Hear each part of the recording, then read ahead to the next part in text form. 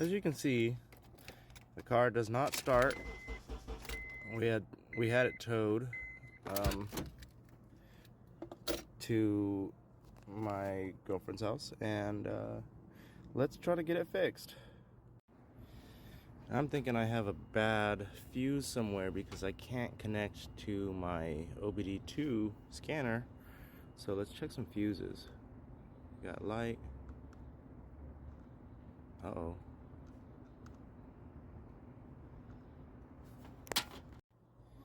So I did find a blown fuse, and that would tell me I have a broken wire that's grounding out somewhere.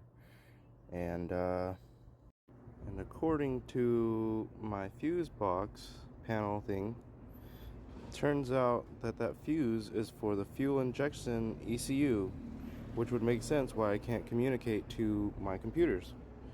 Doing some looks around the car, and I found this bad boy. Little piece of broken accessory drive belt that keeps pulling off. I think it's probably time for a new one. But it had, oh, dropped the wire. Shredded this harness here just enough to expose the bare metal, and that's causing my short, blowing my fuses. So looks like it's time to repair that, get a new fuse, get a new belt, and drive myself home. I will update you guys if it fixes the car, for sure.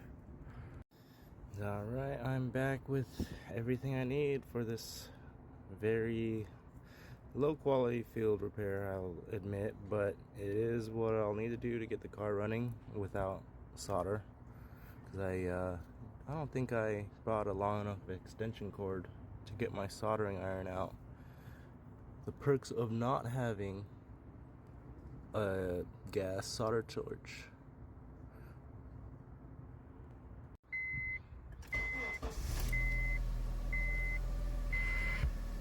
Bluetooth mode. Well, what do you know? She works. Bluetooth connected.